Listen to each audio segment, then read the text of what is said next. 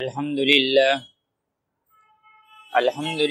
وکفا وسلام علی عبادہ الذین اصطفى اما بعد فاعوذ باللہ من الشیطان الرجیم بسم اللہ الرحمن الرحیم فلما رأوه زلفة سیئت وجوہ الذین کفروا وقیل هذا الذی کنتم به تدعون قل ارأيتم إن أهلكني الله ومن معي أو رحمنا فمن يجير الكافرين من عذاب أليم قل هو الرحمن آمنا به وعليه توكلنا فستعلمون من هو في ضلال مبين قل أرأيتم إن أصبح ماؤكم غورا فمن يأتيكم بماء معين صدق اللہ العلی العظیم رب اشرح لی صدری ویسر لی امری واحلل عقدۃ من لسانی یفقہوا قولی۔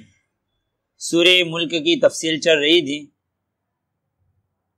سورہ ملک کے اخیر میں یہ بات آئی تھی کہ پیارے نبی پاک صلی اللہ علیہ وسلم نے ان کو توحید، آخرت، ہر چیز کو ان کے سامنے کھول کھول کر بیان کر دیا۔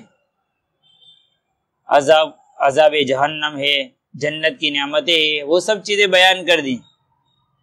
تو ان لوگوں نے بجائے اس کو ماننے کے ایک سوال کر دیا کہ یہ جو چیزیں تم کہہ رہے کہ جنت میں جانا ہے، جہنم میں جانا ہے، دوبارہ زندہ ہونا ہے، وَيَقُولُونَ مَتَىٰ هَٰذَا الْوَعْدُ إِن كُنتُمْ صَادِقِينَ، ان لوگوں نے کہا کہ یہ وعدہ کب ہوگا اگر تم سچے ہو تو، یعنی جنت نہ جہنم نہ دوبارہ زندہ ہونا، یہ سب کب ہوگا؟ تو میں نے گزشتہ ہفتے اس کی پوری تفصیل بتائی تھی کہ ان لوگوں کا یہ سوال جو ہے بے وقوفانہ سوال ہے۔ تو اللہ کے نبی پاک صلی اللہ علیہ وسلم نے اس کے جواب میں کہہ دیا، قل انما العلم عند اللہ،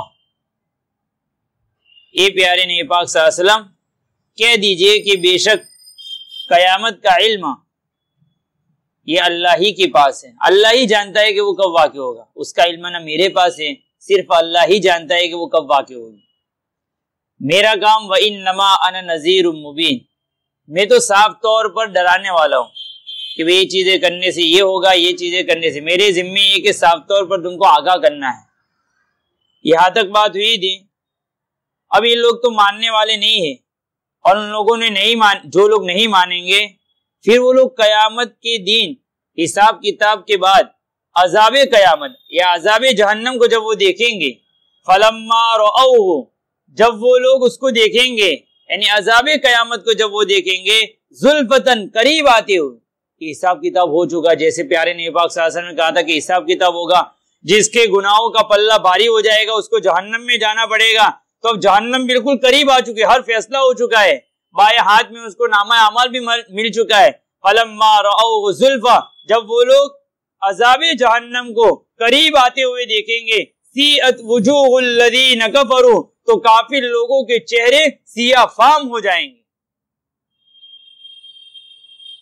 دوسری جگہ پر سورت میں کہا گیا کہ جب ان کے سامنے قیامت واقع ہو جائے گی تو اس وقت ان کے چہروں پر غم طاری ہو جائے گا، اور جیسے وہ جس سے روڈ بنایا جاتا ہے اس کو کیا کہتے ہیں، ڈامر، جیسے ان کے چہرے بن جائیں گے غم کے نتیجے میں، ایسے ان کے اوپر ہیبت طاری ہوگی۔ اسی کو یہاں پر بیان کیا، سیئت وجوہ الذین کفروا، پھر اس وقت فرشتے یا کہنے والے اس وقت کہیں گے، وقیل ھذا الذی کنتم بہ تدعون، یہ وہ چیز ہے جس کو تم مانگا کرتے تھے کہ عذاب لاؤ، عذاب لاؤ، عذاب، جیسے مسخرہ کرتے تھے وہ لوگ کہ لاؤ عذاب اگر تم سچ ہو، تو یہ وہی چیز ہے جس کو تم مانگا کرتے تھے، آج بھگتو اب اس کو۔ اسی طریقے ان کو کہا جائے گا۔ پھر اللہ کے نبی پاک صلی اللہ علیہ وسلم آگے بیان کر رہے ہیں کہ وہ لوگ ان لوگوں کے سامنے دلائل کے ساتھ پوری چیزوں کو بیان کر دیا۔ اب وہ لوگ کیا کہہ رہے ہیں کہ تم لوگ ہلاک ہو جاؤ، تم لوگ برباد ہو جاؤ، یا تو پھر تو یہاں پر آیت آگے جو آ رہی ہے وہ یہ بتا رہی ہے کہ ان لوگوں کے عقیدے کے مطابق اگر ہم ہلاک بھی ہو جائے، یعنی ہم شہید بھی ہو جائے، اور میرے ساتھ جو ہے وہ بھی شہید ہو جائے، جیسے ان لوگوں، یہ لوگ تو یہ چاہتے ہیں کافر لوگ کہ پیارے نبی پاک صلی اللہ علیہ وسلم بھی ہلاک ہو جاوے نعوذ باللہ، اور ان کے ساتھ جو اتباع کرنے والے وہ بھی ہلاک ہو جاوے، یا تو پھر ہمارے گمان کے مطابق اللہ تعالیٰ ہم پر رحمت کرے اور ہماری موت واقع ہو جاوے، تو ان دونوں صورتوں میں تمہارا کیا فائدہ ہونے والا ہے؟ تمہارا فائدہ تو اس وقت ہوگا جبکہ تم ان چیزوں کو مانو. لیکن ان لوگوں کو خالی ہماری فکر پڑی ہے کہ بھئی تم لوگ ہلاک ہو جاؤ, تم لوگوں کے ساتھ یہ ہو جائے. ان لوگوں کے ساتھ یہ ہونے سے تمہارا کیا فائدہ ہونے والا ہے؟ قرآن یہ بتا رہا ہے کہ اپنی اپنی فکر آدمی کرے کہ بھئی ان کو یہ کرنا چاہیے. جیسے ہمارے معاشرے میں بھی یہ چیزیں چل پڑتی ہیں کہ بھئی ان کو ایسا کرنا چاہیے تھا, ان کو یہ کرنا چاہیے تھا. اپنی فکر چھوڑ کر دوسروں کے عیبوں کی تلاش میں لگ جاتا ہے.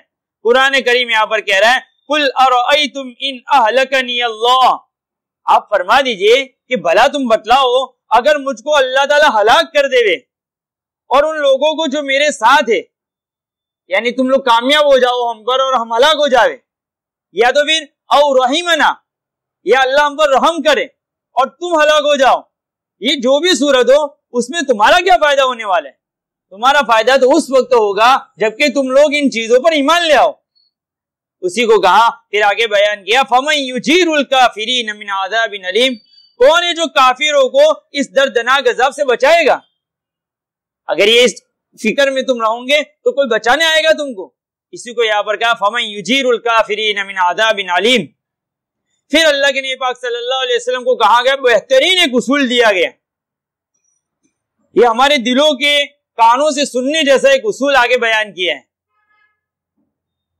قُلْ هُوَ الرَّحْمَنُ آمَنَّا بِهِ وَعَلَيْهِ تَوَكَّلْنَا.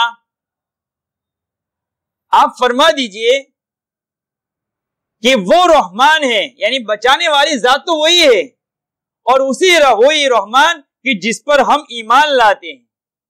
وَعَلَيْهِ تَوَكَّلْنَا, اور ہم اسی پر بھروسہ کرتے ہیں. یہاں پر علماء نے لکھا کہ آخرت پر ایمان لا کر ہم نے آخرت کی حفاظت کر دی. بندہ جب آخرت پر ایمان لے آتا ہے تو اللہ اس کی آخرت کی حفاظت کرتے ہیں, یعنی جنت نصیب ہوتی ہے. وَعَلَيْهِ تَوَكَّلْنَا, اور جب وہ اللہ تبارک تعالیٰ پر بھروسہ کرتا ہے تو دنیا کی مصیبتیں آسان ہو جاتی ہے, ختم ہو جاتی ہیں. بھروسہ کے نتیجے میں جو وہ کہتے ہیں کہ دنیا میں مصیبت آوے, تو دنیا میں مصیبت ہم نے بھروسہ چکے کر دیا ہے, اس لیے اللہ تعالیٰ ہماری مصیبتوں کو دور کر دے گا. وَعَلَيْهِ تَوَكَّلْنَا, قرآن میں بہت ساری جگہوں پر کہا ہے کہ جو بندہ اللہ پر بھروسہ کرتا ہے اللہ تعالیٰ اس کو ایسی جگہ سے کام بناتے ہیں جس کا اس کو وہم و گمان بھی نہیں ہوتا ہے, لیکن بھروسہ اللہ پر. وَعَلَيْهِ تَوَكَّلْنَا فَسَتَعْلَمُونَ مَنْ هُوَ فِي ضَلَالٍ مُبِينٍ. اگر تم کو ان تمام باتوں کے کہنے کے باوجود بھی سمجھ میں نہیں آ رہی ہے بات, تو عنقریب تم کو پتا چل جائے گا کہ کون شخص, کون لوگ سری گمراہی میں. جب حساب کتاب ہو جائے گا اور تمہارا جب جہنم میں جانے کا فیصلہ ہو جائے گا, اس وقت معلوم ہو جائے گا کہ کون سری گمراہی میں. من ہوا فی ضلال مبین. پھر اللہ تبارک تعالیٰ نے آگے بیان کیا کہ تم کو یہ ہے فَمَن يُجِيرُ الْكَافِرِينَ مِنْ عَذَابٍ أَلِيمٍ والی جب آیت آئی کہ تم کو کون جہنم کے عذاب سے بچائے گا, تو تمہارے دماغ میں اگر یہ بات ہو کہ ہمارے یہ جو بوت ہے ہم کو بچا دیں گے, تو اس کی ایک مثال دے رہے ہیں کہ اگر ان کے اندر صلاحیت ہے بچانے کی تو ایک کام کر کے دنیا میں بتاوے. کیا کام؟ قُلْ أَرَأَيْتُمْ إِنْ أَصْبَحَ مَاؤُكُمْ غَوْرًا. آپ فرما دیجئے اللہ کے نبی پاک صلی اللہ علیہ وسلم کہ تم بھلا بتلاؤ اگر یہ پانی جس کو تم پی رہے ہو صبح شام, اس پانی کو اللہ تبارک تعالیٰ سکھا دے وے, زمین کے نیچے اتار دے وے, فَمَن يَأْتِيكُمْ بِمَاءٍ مَّعِينٍ, تو پھر وہ بہتا ہوا پانی کون نکالے گا؟ اگر تم یہ سمجھتے ہو کہ ہمارے بت جہنم سے بچا سکتے ہیں خالی یہ دنیا کی ایک نعمت پانی جو کنویں میں سے تم نکال کر زبا ڈھپ پی لیتے ہو, یہ پانی اگر اللہ تھوڑا نیچے کر دے تو کس کی طاقت ہے کہ اس پانی کو نکال کر پی سکے؟ یہ تو اللہ ہی کی نعمت ہے کہ وہ بارش کو برساتا ہے, پہاڑوں کے اوپر اس کو منجمد کر دیتا ہے, پھر وہ پہاڑیں اپنی رگوں کے ذریعے سے چوس کر وہ زمینوں کے حلقوں کے اندر اور زمینوں کے حصوں کے اندر اللہ تعالیٰ پہنچا دیتا ہے. تو ایک چھوٹی سی نعمت جو ہے وہ بھی تمہارے یہ جو بت ہے, جو باطلان یہ جو معبودان ہے, وہ ایک چیز واپس نہیں لا سکتے, تو تمہارے جہنم سے حفاظت کیسے کر سکیں گے؟ یہ اللہ تبارک تعالیٰ نے کھول کر ان چیزوں کو بیان کر دیا تاکہ ہمارا ایمان بھی مضبوط ہو کہ ہم جن چیزوں کو مانتے ہیں اس پر ہم بزدل ایسے ڈر ڈر کے نہیں. ابھی میڈیا چونکہ اسلام کو اس طریقے سے خراب, اس طریقے سے یہ بتا رہے ہیں تو آدمی سہما جاتا ہے. نہیں, ہمیں جو جس رب کو ماننے والے ہیں وہ زبردست ذات ہے، اور وہ جو جتنے بھی اللہ کے نافرمان لوگ ہیں ان کو بھی اگر کھانا پینا سونا سب کچھ مل رہا ہے تو ایک ایمان والے کی دولت سے مل رہا ہے، یہ ہمارا یقین ہونا چاہیے، اتنے بزدل بن کر نہ رہے اپنے۔ تو یہ ہمیں قرآن کی آیتیں سورہ ملک آپ صلی اللہ علیہ وسلم کے معمول میں تھی کہ کبھی بھی نہیں سوتے تھے جب تک کہ سورہ ملک کی تلاوت نہیں کرتے تھے۔ کیوں؟ اس لیے کہ اس کو جب آدمی سمجھ کر پڑھے گا تو ہر رات اپنے ایمان کو مضبوط کر کے سوئے گا، کیونکہ پورے دن وہ دنیا میں گھومتا ہے۔ اب دنیا میں گھومتا ہے تو دنیا کی چیزوں کو دیکھتا ہے وہ، تو اس کے دل میں چونکہ دنیا کا ہونے کا یقین نہ بیٹھ جاوے، اس لیے پیارے نبی پاک صلی اللہ علیہ وسلم نے تعلیم دی کہ رات کو سوتے وقت سورہ ملک کی تلاوت کرو، سمجھ کر کرو، کوشش کرو سمجھنے کی، اللہ آسان کرے گا۔ تو آدمی جب یہ پڑھے گا ایک ایک آیت سامنے جب آئے کہ ہاں میرا اللہ اتنا زبردست، آسمانوں کا مالک، زمینوں کا مالک، زمینوں کے بیچ کا مالک، ہر چیز کا مالک، یہ ذات ہے مجھے کھانا دینے والے، سنانے والے، تو اللہ کے ساتھ یقین مضبوط ہوتا ہے۔ اللہ تبارک تعالیٰ ہمیں بھی صحیح معنوں میں یقین نصیب فرماوے، اور اللہ تبارک تعالیٰ کا سچا پکا خوف نصیب فرماوے، اور اللہ تبارک تعالیٰ سے سچی محبت نصیب فرمائے۔ وآخر دعوانا الحمدللہ رب العالمین۔